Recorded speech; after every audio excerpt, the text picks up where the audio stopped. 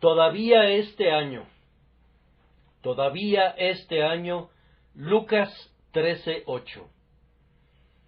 Al inicio de otro año y al comienzo de otro volumen de sermones, deseamos con toda sinceridad expresar una palabra de exhortación, pero en este momento, el predicador es un prisionero y debe hablar desde su almohada en vez de hacerlo desde su púlpito. No permitan que las pocas palabras que pueda expresar un hombre enfermo les lleguen con un poder disminuido, pues el fusil disparado por un soldado herido dispara la bala con la misma fuerza. Nuestro deseo es hablar con palabras vivas o no hablar en absoluto.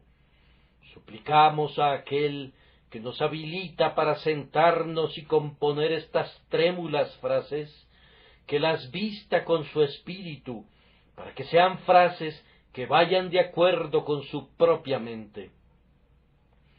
El viñador intercesor suplicó por la higuera estéril: déjala todavía este año, pidiendo la fecha de un año, por decirlo así, a partir del momento en que habló.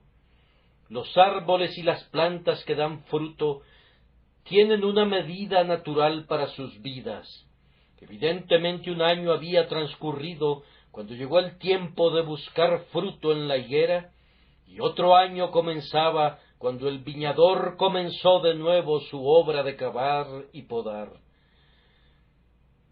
Los hombres son seres tan estériles que su producción de frutos no marca períodos ciertos, y se hace necesario establecer para ellos divisiones artificiales de tiempo. No parece que hubiera un período definido para la cosecha o la vendimia espirituales, o si lo hubiera, las gavillas y los racimos no llegan en su estación. Por esto nos tenemos que decir los unos a los otros: este será el comienzo de un nuevo año. Que así sea, entonces.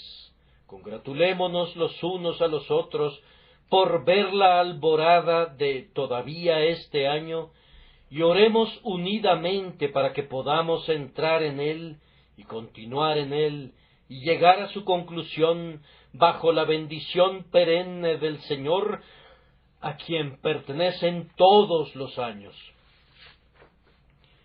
El comienzo de un nuevo año sugiere una mirada retrospectiva.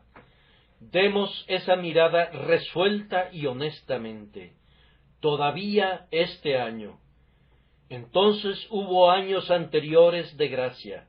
El viñador no estaba consciente por primera vez de la falla de la higuera, ni tampoco el dueño de la higuera había venido por primera vez buscando higos en vano. Dios, que nos da todavía este año, nos ha dado otros años previamente. Su paciente misericordia no es una novedad. Su paciencia ya ha sido puesta a prueba por nuestras provocaciones. Primero vinieron nuestros años juveniles, cuando incluso un pequeño fruto para Dios es peculiarmente agradable para Él. ¿Cómo los pasamos? Se acumuló toda nuestra fuerza en la corteza silvestre y en la rama echada a perder. Si es así, bien podemos deplorar ese vigor desperdiciado y esa vida malgastada, ese pecado asombrosamente multiplicado. Quien nos vio usar indebidamente aquellos meses de oro de la juventud, nos proporciona todavía este año, y hemos de entrar en él con un santo celo, para que la fuerza y el ardor que nos hubieren quedado no corran los mismos caminos de despilfarro como en los años anteriores. Siguiendo los talones de nuestros años juveniles, vinieron los años correspondientes a la temprana madurez, cuando comenzamos a formar un hogar y volvernos como un árbol plantado en su lugar. También entonces el fruto había sido precioso. ¿Produjimos algún fruto? presentamos al Señor un canastillo de fruta de verano, le ofrecimos las primicias de nuestra fuerza. Si lo hicimos así, bien podemos adorar la gracia que nos salvó tan tempranamente. Pero si no fuera así, el pasado nos increpa y alzando un dedo admonitorio nos advierte que no permitamos que todavía este año siga el camino del resto de nuestras vidas. Aquel que hubiere desperdiciado la juventud y la mañana de la madurez, ha dedicado suficiente tiempo a la insensatez. El tiempo pasado debería bastarle para haber cumplido la voluntad de la carne. Sería un exceso de iniquidad permitir que todavía este año sea hollado en el servicio del pecado. Muchos de nosotros nos encontramos en la flor de la vida y los años que ya hemos vivido no son pocos. ¿Todavía necesitamos confesar que nuestros años son comidos por la langosta y por el pulgón? ¿Acaso ya hemos tenido que recurrir a algún centro de rehabilitación y todavía no sabemos a dónde vamos? ¿Somos todavía necios a la edad de 40 años?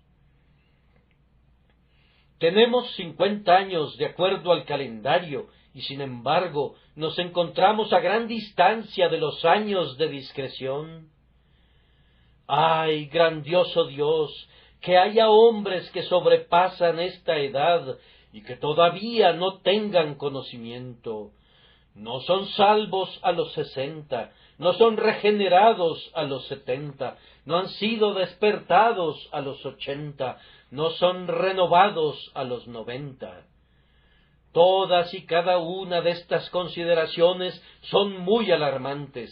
Sin embargo, por ventura, cada una de ellas caerá en oídos que no podrán dejar de retiñir, aunque las oirán como si no las hubiesen escuchado. La continuidad en el mal genera dureza de corazón, y cuando el alma ha estado durmiendo por largo tiempo en la indiferencia, es difícil despertarla del mortal estupor.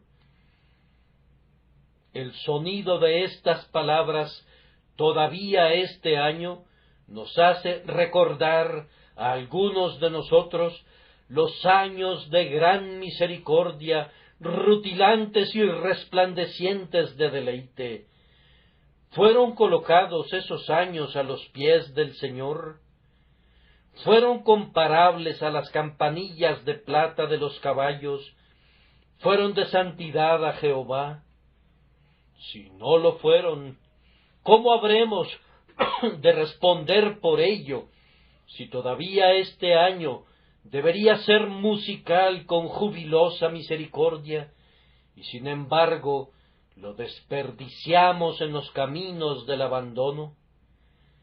Las mismas palabras nos recuerdan a algunos de nosotros nuestros años de severa aflicción, cuando en verdad cavaban alrededor nuestro y nos abonaban. ¿Cómo pasaron esos años? Dios estaba haciendo grandes cosas para nosotros, ejerciendo una labranza cuidadosa y costosa, cuidando de nosotros con un cuidado sumamente grande y sabio. ¿Produjimos de acuerdo al beneficio recibido?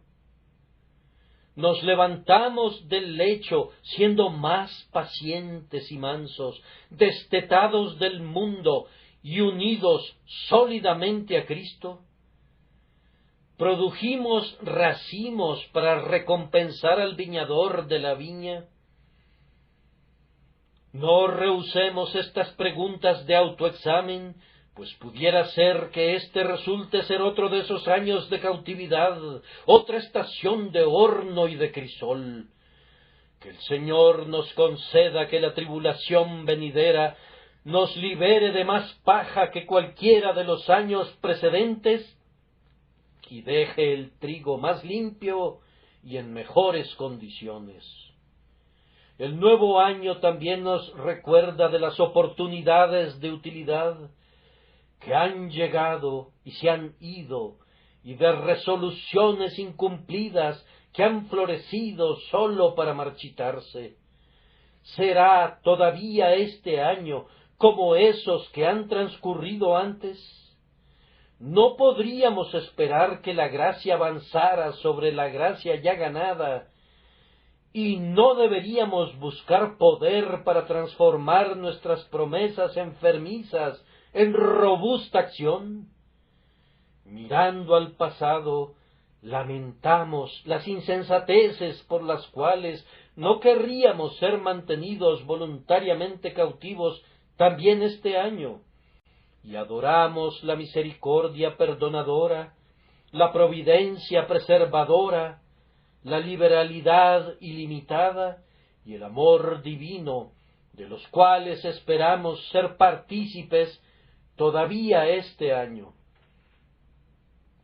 Si el predicador pudiera pensar con libertad, podría navegar en el texto a placer en muchas direcciones, pero él está débil, y por ello debe dejarse ir con la corriente que lo lleva a una segunda consideración.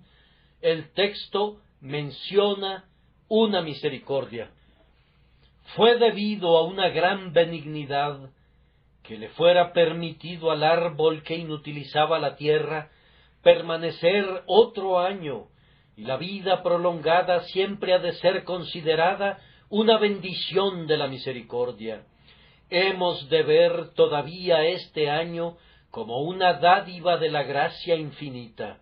Es malo hablar como si no nos importara nada la vida y considerar nuestra permanencia aquí como un mal o un castigo.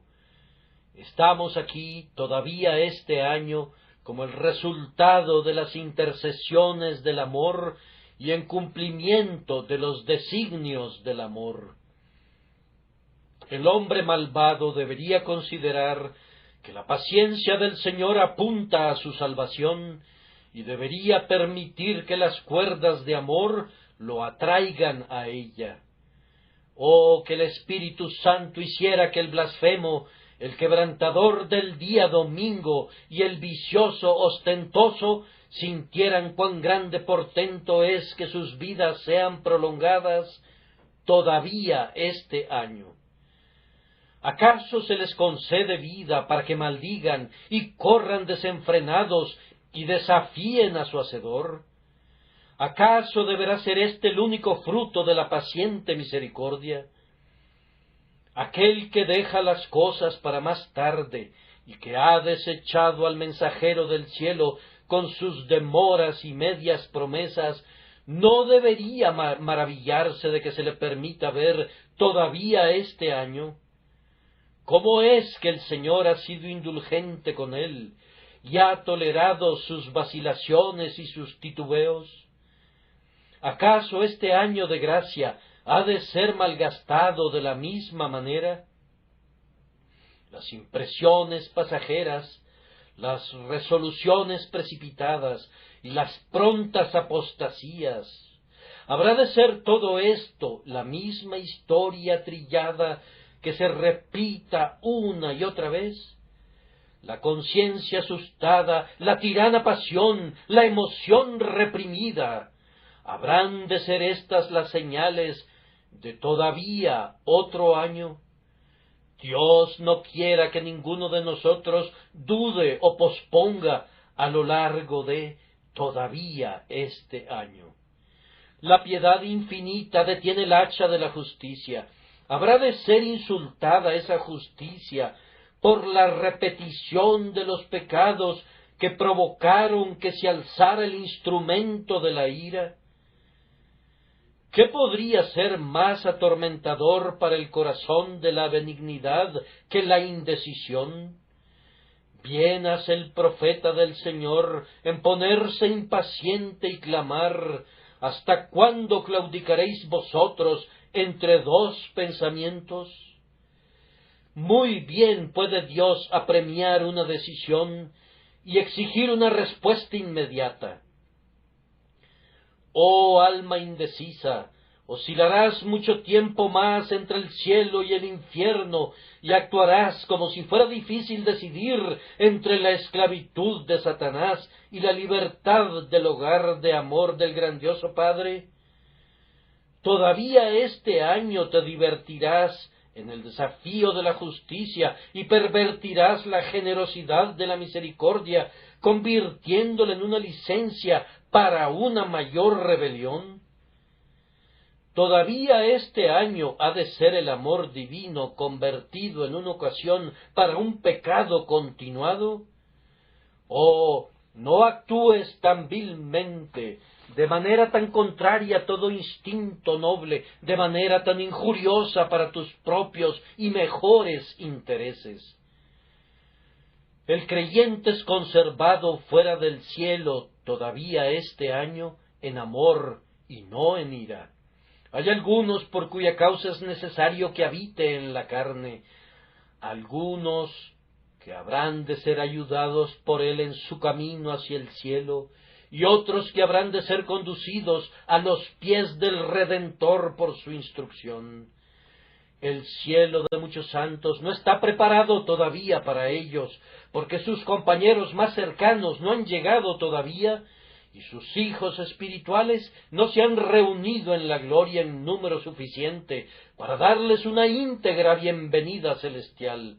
Han de esperar todavía este año para que su reposo sea más glorioso y para que las gavillas que llevarán con ellos puedan proporcionarles un mayor gozo. En verdad, por causa de las almas, por el deleite de glorificar a nuestro Señor y por el incremento de las joyas de nuestra corona, podemos estar contentos de esperar aquí abajo todavía este año. Este es un campo muy vasto, pero no podemos demorarnos en él, pues nuestro espacio es reducido y nuestra fuerza es aún menor. Nuestras últimas palabras débiles han de recordarles que la expresión todavía este año implica un límite. El viñador no solicitó una suspensión de la sentencia mayor a un año.